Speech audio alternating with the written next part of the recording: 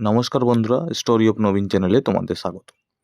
তো আজকে আমরা রেলওয়ে পুলিশ নতুন নিয়োগ 2026 নিয়ে আজকে কিন্তু আলোচনা করব।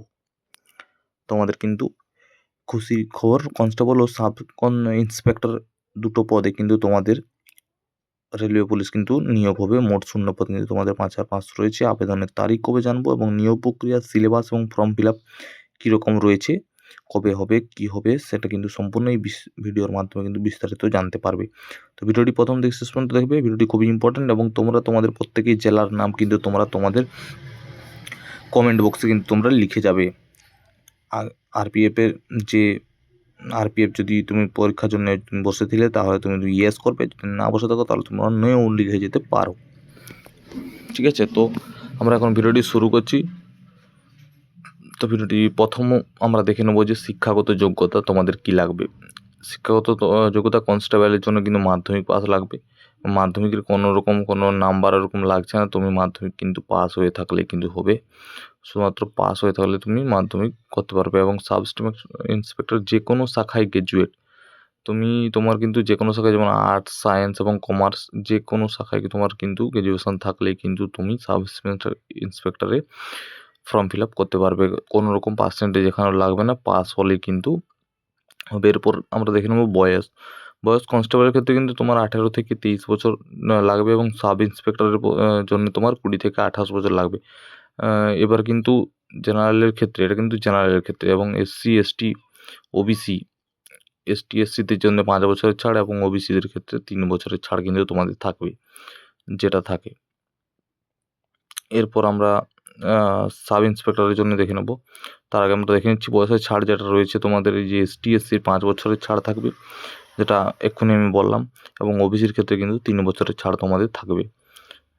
সেই হিসাবে এখানে কিন্তু বয়স করলে হবে তোমাদের এসসি, এসটির ক্ষেত্রে কিন্তু তোমাদেরও হয়ে যাবে 18 থেকে 28 সাল পর্যন্ত, এবং ওবিসির ক্ষেত্রে কিন্তু তোমাদের 18 থেকে 26 সাল পর্যন্ত এই কিন্তু বয়সসীমা। এবং এসসি, এসটিদের জন্য সাব ইন্সপেক্টর তোমাদের 20 থেকে কিন্তু 33 বয়স, এবং ওবিসির ক্ষেত্রে কিন্তু তোমাদের 20 থেকে 31 বয়স পর্যন্ত কিন্তু এই বয়সসীমা থাকবে তোমাদের। এরপর আমরা দেখে নেব যে RPF revised recruitment rules 2025 out, যেটা আগে কিন্তু তোমাদের ছিল, সেই রুলস এখন কি চেঞ্জ হয়েছে এবং কী সব হয়েছে সম্পূর্ণ কিন্তু আমরা জানবো। যে তোমাদের এখন প্রিভিয়াস রুলস আগে কী ছিল এবং রিভাইজড রুল এখনের রুল কী হয়েছে সেটা কিন্তু আমরা সম্পূর্ণ জানবো। তোমরা প্যারামিটারটা দেখে নাও। সিলেকশন অথরিটি, যেটা কিন্তু সেটা আগে হচ্ছে আরআরবির মাধ্যমে কিন্তু হতো, এখন কিন্তু সেটা চেঞ্জ হয়েছে তোমাদের স্টাফ সিলেকশন কমিশন এসএসসির মাধ্যমে। এরপর কনস্টেবল এজ লিমিট যেটা রয়েছে 18 থেকে 25, সেটা আগে ছিল, এবং 18 থেকে 23 এখন হচ্ছে জেনারেলের ক্ষেত্রে রিভাইজড যে রুল। এরপর হচ্ছে এডুকেশন কোয়ালিফিকেশন, মেট্রিক যেটাই আগে ছিল সেটাই কিন্তু রয়েছে। এবং হাইট যেটা ছিল মেল এক্সিকিউটিভ, যেটা কিন্তু আগে মিনিমাম 165 সেমি ছিল, সেটা কিন্তু এখন মিনিমাম 170 সেমি হয়েছে, 5 সেমি কিন্তু বাড়ানো হয়েছে মেলদের ক্ষেত্রে। এরপর চেস্ট মেলদের ক্ষেত্রে নট স্পেস কোনো লাগবে না, এবং 80 সেমি এবং 85 এটা কিন্তু তোমাদের লাগবে। 80 আগে এমনি থাকতো এবং 85। আর মেডিকেল এক্সামিনেশনের জন্য আরপিএফ মেডিকেল অফিসার, আগে কত এটা সিএপিএফ, এবার থেকে কিন্তু তোমাদের মেডিকেল নেবে। এরপর দেখে নেবো যে রিক্রুটমেন্ট প্রসেস কী রয়েছে। Recruitment process sub inspector constable RPF will now, এটা কিন্তু আরপিএফ এখন করছে না, যেটা আগেই তোমাদের বললাম স্টাফ সিলেকশন কমিশন এসএসসি করবে।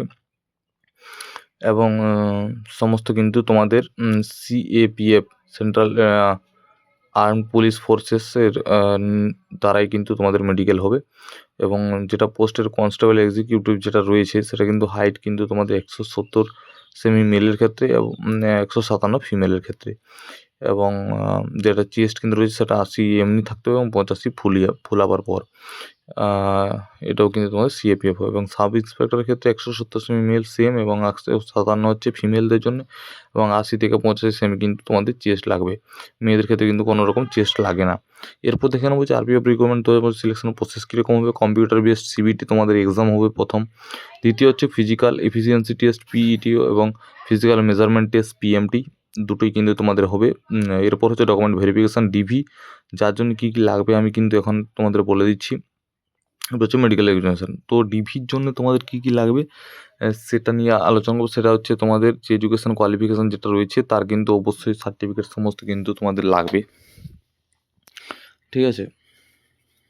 এরপর হচ্ছে গিয়ে তোমাদের যে ডিওবি যেটা হচ্ছে 10th এডমিটে যেটা থাকে সেটা কিন্তু অবশ্যই তোমাদের থাকতে হবে, এবং কাস্ট সার্টিফিকেট যেটা তোমাদের তুমি যে কাস্টের হয়ে থাকবে সে কাস্ট সার্টিফিকেট কিন্তু সেন্ট্রালের হওয়া উচিত, এবং গভর্নমেন্ট ইস্যু কিন্তু তোমাদের থাকতে হবে। এই হচ্ছে সম্পূর্ণ বিস্তারিত বিষয়।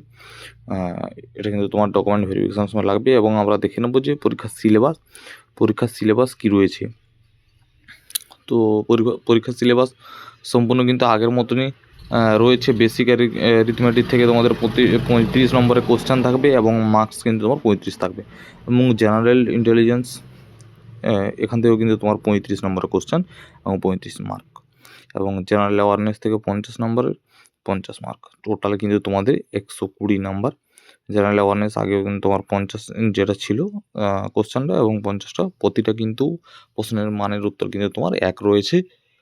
সব মিলিয়ে কিন্তু তোমার টোটাল নাম্বার হচ্ছে 120, ঠিক আছে। এটা কিন্তু তোমাদের যে প্র্যাকটিস যেটা ছিল সেটা কিন্তু তোমাদের স্পিড যে অ্যাকুরেসি সেটা কিন্তু তোমাদের কিন্তু ঠিক রাখতে হবে। সেটা কিন্তু না থাকলে, প্র্যাকটিস যদি না করো, অ্যাকুরেসি যদি তোমাদের না থাকে, স্পিড যদি না থাকে, তাহলে কিন্তু এতগুলো কোশ্চেন কিন্তু সলভ করা রিটেনের ক্ষেত্রে কিন্তু ইজি হবে না। তোমরা কিন্তু রিটেন পাস করতে পারবে না, এবং সিবিটি কিন্তু তোমাদের পরীক্ষা কিন্তু ভালো যাবে না। এটা কিন্তু তোমাদের রিটেন হবে না, এবং তোমাদের এটা কিন্তু সিবিটি এক্সামের মাধ্যমে হবে। এরপর সাজেশান, তোমরা যদি কেউ, আমি কিন্তু তোমাদের কিন্তু সাজেশানের জন্য কিছু বই কিন্তু তোমাদের ডেসক্রিপশানে দিয়ে রাখবো। তোমরা পারলে সেগুলো চেক আউট করে নেবে, এবং সেই বইগুলো কিনে তোমরা যদি পড়ো তাহলে কিন্তু তোমরা অবশ্যই সিবিটি পাস করার জন্যে এলিজিবল হয়ে যাবে, আশা করা যায়। এই হচ্ছে তোমাদের 90 মিনিট পরীক্ষার সময় কিন্তু তোমাদের 90 মিনিট থাকবে, এবং তোমরা কিন্তু বেঙ্গলিতেও পরীক্ষা দিতে পারবে যে যার, এবং 13টা ল্যাঙ্গুয়েজে কিন্তু পরীক্ষা হবে। তো যে ল্যাঙ্গুয়েজ চুজ করবে সে কিন্তু সেখানে করতে পারবে, ঠিক আছে। এই হচ্ছে তোমাদের সম্পূর্ণ বিষয়। তো এরপর আমরা দেখে নেবো আর কি রয়েছে, যে তোমাদের যে এরপরে কিন্তু আমরা পরবর্তী জিনিস দেখে নেবো যে তোমাদের যে কবে থেকে ফর্ম ফিল আপ চালু হবে।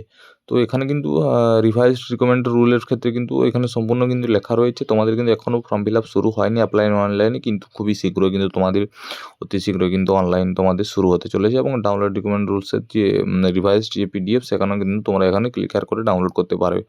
তো সম্পূর্ণ কিন্তু RBF ইন্ডিয়ান রেলওয়েজ গভর্নমেন্ট.in এই ওয়েবসাইট থেকে করতে পারবে।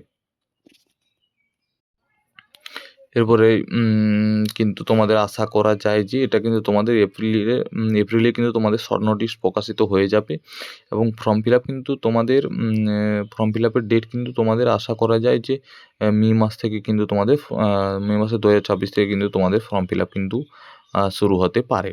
তো এই হচ্ছে সম্পূর্ণ বিস্তারিত ভিডিও। তো আজকের ভিডিওটি যদি তোমাদের ভালো লেগে থাকে অবশ্যই চ্যানেলটি সাবস্ক্রাইব করে, ভিডিওটি লাইক করে অবশ্যই চ্যানেলটির পাশে থেকো। পরবর্তী যে কোনো রকম নানা রকম নতুন আপডেট, যেমন ধরো এই ভিডিওরই যে কবে ফর্ম ফিল আপ শুরু হচ্ছে RPF-এর, সেটা কিন্তু আমরা অবশ্যই কিন্তু আমরা ভিডিওর মাধ্যমে নিয়ে আসবো। তো চ্যানেলটি সাবস্ক্রাইব করে ভিডিওটির পাশে থাকবে অবশ্যই। আজকের মতো টাটা।